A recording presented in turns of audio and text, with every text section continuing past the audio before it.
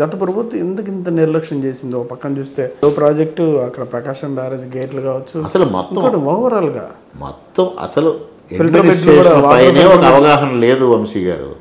Administration అంటే ఏదో కూర్చుంటే సీట్లో కూర్చుంటే చెల్లిపోద్ది. నాకు ఇద్దరు కరెక్ట్గా గుర్తొస్తారు, మాకు సూర్యనారాయణ రెడ్డి గారు కానీ అక్కడ జగన్మోహన్ రెడ్డి గారు కానీ.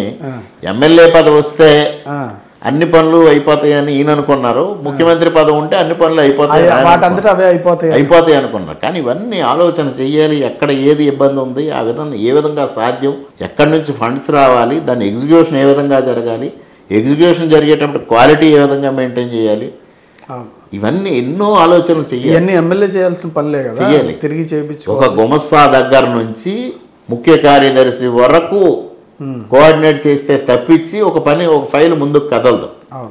మనం ఇంట్లో మన వ్యాపారాలు చూసుకుంటూ మన వృత్తి చూసుకుంటూ ప్రజలకు సేవ చేద్దామంటే వీలు కాదు.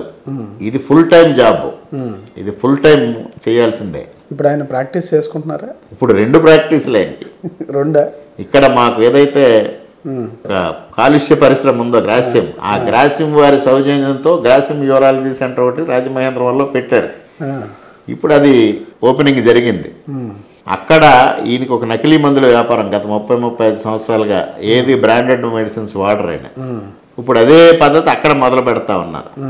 అందువల్ల ఉదయం పూట ఇక్కడ, మధ్యాహ్నం పూట అక్కడ కూడా ఫార్మసీ ఏజెంట్స్ అందరినీ పిలుచుకోవడం, ఏ విధమైన షేర్లు తీసుకోవాలి, ఎంత పర్సంటేజ్ ఇస్తారు, ఈనాటి మీద చర్చలు సాగించడం. అక్కడ కూడా నకిలీ మందుల వ్యాపారం సక్రమంగా సాగి తద్వారా పెద్ద ఎత్తున అక్కడ గ్రాసిమ్ యూరాలజీ సెంటర్లో కూడా పెద్ద ఎత్తున డబ్బు సంపాదించాలనే ఆలోచనలు జరుగుతూ ఉన్నాయి. దాని మీద చర్యలు తీసుకోపోతారా? ఆధారాలు సేకరించి ఇవన్నీ జరుగుతూ ఉంటాయండి. ఇప్పుడు ఆయన నకిలీ మందుల వ్యాపారం అంటే చాలా కాలం ప్రజలు దానిపైన విశ్వసించలే. కరోనాలో 235 రూపాయలు విలువ చేసే కిట్ని 1300 రూపాయలు కనుక అమ్ముతా ఉంటే నేను ఒక ఇది తీపిచ్చా. అవన్నీ వస్తాయి, పాపాలు పండిన రోజు పొట్టలోంచి మామూలు బయటకు వస్తూ ఉంటాయి. మట్టి విషయంలో కూడా పెద్ద ఎత్తున లెక్క కూడా చేశారు కదా. అవి ఆల్రెడీ కోర్టులో ఉన్నాయి, కోర్టు మ్యాటర్ ఉంది, గవర్నమెంట్కి రిఫర్ చేసింది కోర్టు, మళ్ళీ గవర్నమెంట్ నుంచి రిపోర్ట్స్ కోర్టుకి వెళ్ళాలి. మీరు అధికారంలోకి వచ్చారు కదా, ఇసుక విషయంలో మీరు చేతివాటం కానీ లేదంటే మీకేమైనా అనిపిస్తుంది అటువైపు? మీరు నియోజకవర్గంలో ఒకసారి చూడండి, ఇసుక అనేది ఇక్కడ ఎలాగో లేదు. అయినా నేను ఎక్కడ పక్క నియోజకవర్గాలకు వెళ్ళి కానీ గోదావరి పరివాహక ప్రాంతంలోకి వెళ్ళి నేను ఇంటర్ఫీర్ కాల. ట్రాన్స్పోర్టేషన్లో నేను చాలా పారదర్శకంగా ఉన్నా. వైన్ షాపుల విషయంలో కూడా నేను అసలు ఎక్కడ ఇంటర్ఫీర్ కాల.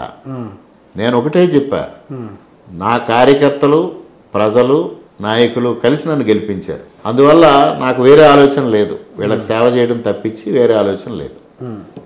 అంతే, అట్లా ఏం లేదంట. జగన్మోహన్ రెడ్డి గారు వైజాగ్లో ప్యాలెస్ కట్టారు కదా, ఏంటది? దాన్ని ఎట్లా వినియోగించిపోతుంది ప్రభుత్వం? 500 కోట్ల రూపాయలు పైసలు అంటున్నారు, దేనికి?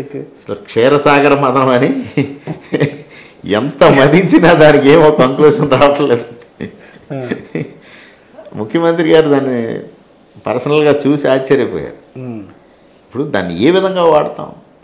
అక్కడ గాలి జనార్దన్ రెడ్డిని చూసాం మనం, వాటర్ క్లాజెట్స్ బంగారంతో చేశారని, వాష్ బేసిన్స్ ఏదో చేశారని, ఇవన్నిటిని ఏ విధంగా? ఇప్పుడు పూర్వం రాజులు రాజప్రసాదాలు నిర్మిస్తే వాటిని మ్యూజియంగా మార్చి ప్రజల సందర్శనార్థం ఉంచారు.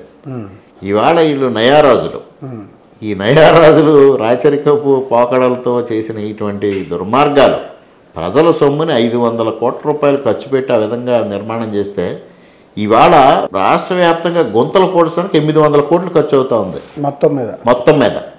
అంటే 500 కోట్లు అక్కడ ఖర్చు పెట్టిన వ్యక్తి ఆ రోజు 500 కోట్లు గుంతలకు పూడ్చుంటే కనీసం 2-3 సంవత్సరాల నుంచే ప్రజలు గుంతలు లేని రోడ్లో ప్రయాణం చేసేవాళ్ళు.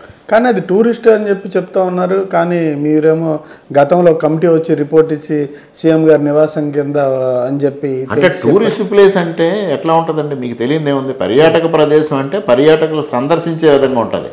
పర్యాటకులు సందర్శనార్థం ఒక నిర్మాణం చేస్తూ ఉంటే అక్కడికి ఎవరిని అలౌ చేయకపోవటం, మీడియాని అలౌ చేయకపోవటం, ప్రజలను అలౌ చేయకపోవటం, అధికారులను అలౌ చేయకపోవటం, వేరే రాజకీయ పార్టీలను అలౌ చేయకపోవటం, అది నిషిద్ధ ప్రాంతం మాదిరి తయారు చేశారు. దాన్ని పర్యాటక ప్రాంతం అని ఎలా అంటారండి? ఆల్రెడీ ఆయన అనుకునే కట్టుకున్నారు ఆయన ఉండడానికి. కానీ ఋషికొండకు పర్యాటక ప్రాంతమే. ఆ పర్యాటక ప్రాంతంలో ఈయన నివాసం ఉండాలి. ఈయన 30 సంవత్సరాల పాటు నేను ముఖ్యమంత్రిగా ఉండబోతా ఉన్నాను, తన క్యాంప్ ఆఫీస్ కోసం నిర్మాణం చేసుకున్నాడు ఆయన. చాలా కాస్ట్లీ అన్ని మెటీరియల్ అంతా యూజ్ చేశారు. అసలు ఊహకు అందని విషయం అండి అది. దాన్ని ఇప్పుడు ఎట్లా యూటిలైజ్ చేయాలో మీకే ఆశ్చర్యం. ఎవరికి అర్థం కాని పరిస్థితి.